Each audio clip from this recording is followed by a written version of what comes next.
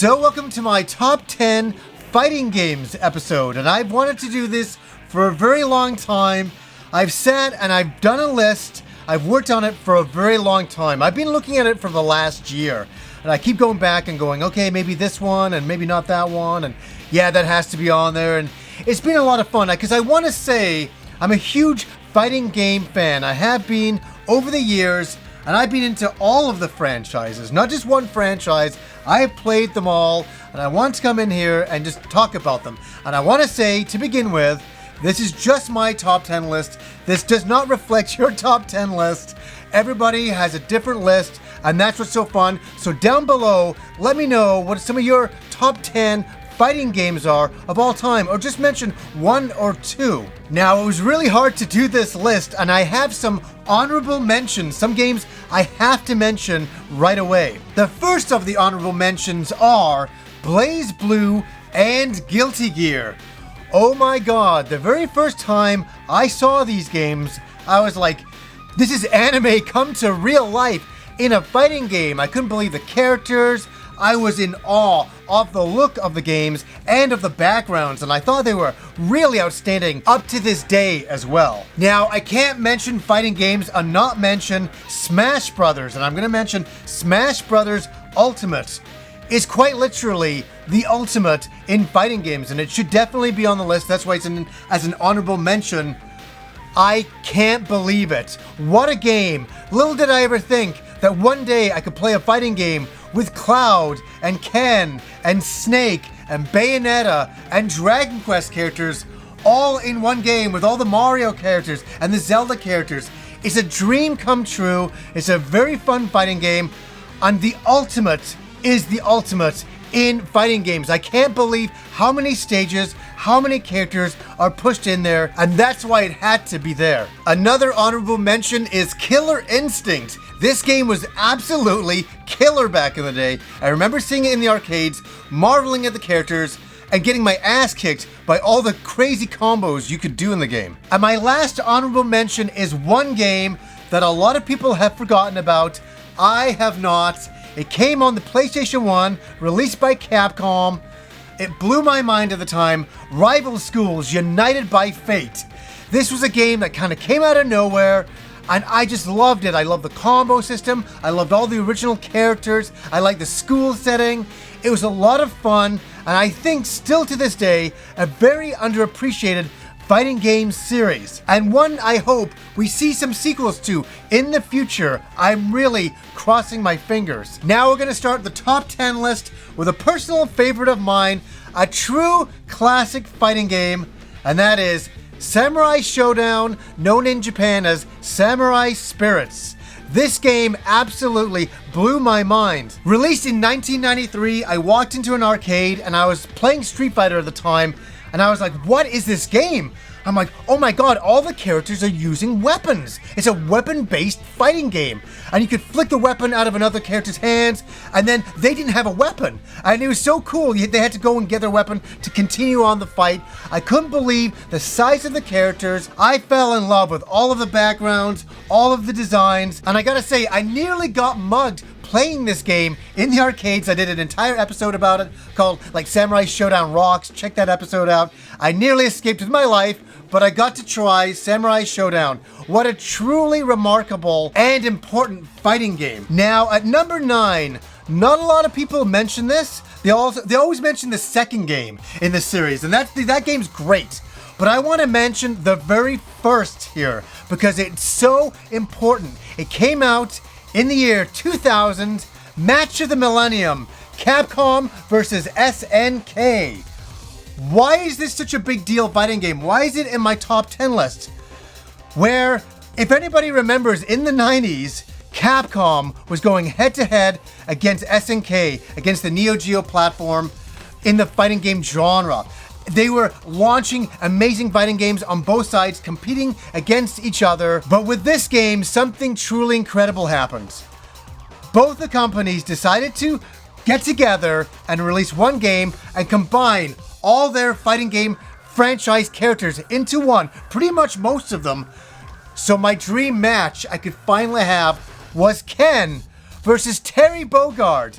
This was the biggest deal in the world to me. If you had told me that those two characters would finally fight each other in a fighting game, I'd say that's impossible. But in the year 2000, it wasn't impossible, and it happened with Capcom versus SNK. I also want to say I really love the soundtrack here. I really like the way the game plays. The rest of the series becomes more of a versus style of game, but it was this game that really made me a believer. I picked it up on the Dreamcast. I also had the PS1 version, but I mainly played the Dreamcast version though.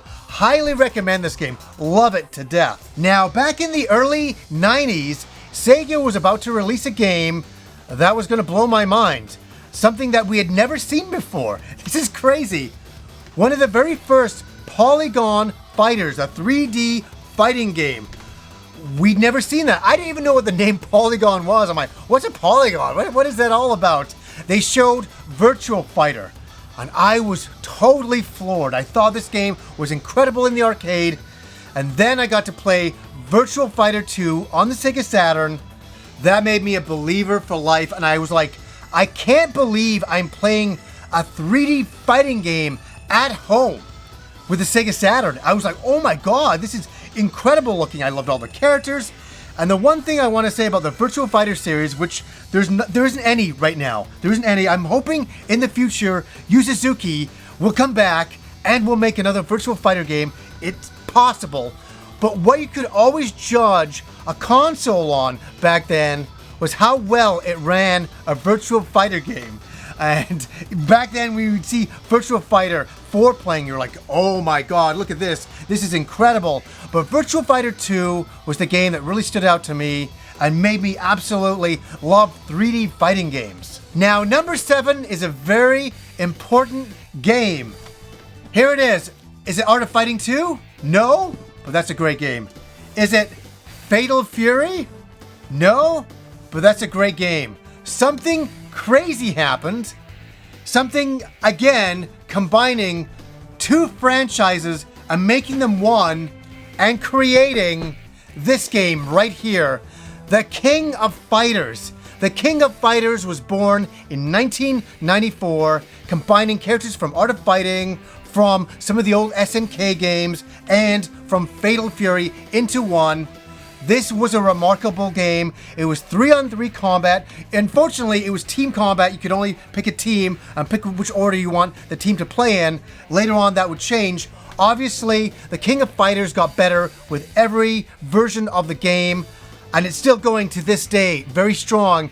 But I can't tell you enough on why this game is here in the top 10 list is that this game was insane at the time to combine all of these different characters into one and create a brand new franchise, the King of Fighters, which, as I say, would go on for years. 1999 saw one of the last releases for the Neo Geo console, and it was bittersweet because it was the best fighting game they had ever created for the machine, and that is Mark of the Wolves. This game was a continuation of the Fatal Fury franchise, which was awesome, but they included a lot of new characters, including Geese Howard's son, Rock Howard, and he was being raised by Terry Bogard. And Terry Bogard had a very different look in this one, a more mature look, a very different jacket. He looked like he had grown up, and a lot of the cast had grown up in the game. And the one thing I want to say about the game, why I think it's so remarkable, is the fluid animation and the great control and the fun and the backgrounds and the music. It's a top-tier Neo Geo game. It's one of my favorite Neo Geo games of all time, and definitely one of my favorite fighting games of all time as well. Now, there was Soul Edge in 1995, but when I saw Soul Calibur playing on the Dreamcast for the very first time, it blew my mind. I remember playing it on a standard definition TV with S-Video, playing with my friends and going, oh my god, how are we able to play this at home and it looks this good? It was the first time that I really thought the arcade experience was at home and was rivaling the arcade, if not better. I was blown away with Soul Calibur, but not only that, the characters, the weapons, the combos, the backgrounds, the great announcer going, "This victory strengthens the soul of, whatever character." That is classic, and it's a classic game on the Dreamcast, and there's a reason why everybody remembers Soul Calibur and still plays it to this day. I swear it's because of that Dreamcast version. It made you a believer. It made you a believer in 3D fighting games. Now, I remember a very drunken night with one of my friends, Rob. We sat up all night playing this fighting game, and it was awesome. We had such a great time, and that was Tekken 2. I really enjoyed Tekken 2, but that's not the one I'm going to talk about. Tekken 7. Oh my god. Talk about getting it to a perfection level. I want to say this about Tekken. I've never been a very good Tekken player, but I've always realized Tekken's place in the history of the fighting game genre. I've always known all of the characters are super iconic, super well known, and for a reason. I remember back in the day, the opening cinematics, you were like, oh my god, I can't believe what I'm seeing. And then you play this 3D fighting game, and you knew it was important. It was up there with Street Fighter and Soul Calibur. It was right there, and up there even with Mortal Kombat. Fantastic stuff. And when I played number 7, I was like, I can't believe what they've been able to pull off, and I love being able to play Geese Howard in that version of the game, and definitely mention Tekken as a franchise overall. We're down to number 3, and what's fascinating about number 3 is it only came out last year. I remember seeing the videos for this at E3, and I was like, there's no way these are the graphics. There's no way. These have got to be cinematics. There's no way they're in-game models. Well, they were in-game models, and that was for Dragon Ball FighterZ. I want to say that I'm a huge Dragon Ball fan. I have been my whole life. I've really enjoyed this series, and this is the ultimate of Dragon Ball fighting games. There's been so many on the Super Famicom over the years, on so many different platforms, but this is the accumulation of all those great ideas into one. You feel, I'm not sounding cheesy, like you are playing the anime. It feels absolutely perfect, and it doesn't matter if you're a novice player or a veteran player of the series. You can jump in and have a good time and grab your favorite character and have fun playing this game. It's remarkable, the backgrounds, the music, all of the characters they put in here. It's true perfection in a Dragon Ball fighting game. Definitely number 3 in the list. Now we get down to some of the last few games on my list. At number 2 is the second game in the series. I want to say the first game was remarkable. It really was. I didn't quite know how to register it in the arcade. I was like, wow, look at these digitized characters. Do I like this? Do I not? But when Mortal Kombat 2 came out, and I played it in the arcade, and then when I got it at home on the Super Nintendo, I became a believer for life. And I just want to say that Mortal Kombat 2 is my favorite Mortal Kombat game of all time. I know they've gotten a lot better over the years, but this game, why it is so great is because of all the characters it introduces, all of the backgrounds, all the mythos, all the lore of this world was really created in this game. And the fatalities and the babalities. I mean, this game was over the top. I'd never seen anything like it. It was really making me say, man, I wish there was fatalities in Street Fighter. That would be so cool. I still wish there was some kind of like finishing move after you finish your round off. That'd be a lot of fun. But I really love Mortal Kombat 2. I love the world setting. I love the music. Truly an incredible classic for all time. Now we get to the moment that everybody has been waiting for. I know you've all been excited to know what number 1 is. What's it gonna be? What's it gonna be? It's an iconic fighting game that everybody can agree on, and that is Guys, God Bless the Ring. No, I am joking. It is not that. This is a very fun fighting game. It was so cool to have Cloud in and all that back in the day. This is a very entertaining game, but of course, it is not my number 1. It is Street Fighter 2. Street Fighter 2 was a remarkable game. When that came out, it changed lives. It changed the arcade. It changed me forever. I remember first going in and seeing it. I played Street Fighter 1 and I thought that was really great. And then I went to a local arcade and I was standing outside at the glass looking in, and and there was a crowd of people in, and they were all around this one machine, and I'm like, what are they playing?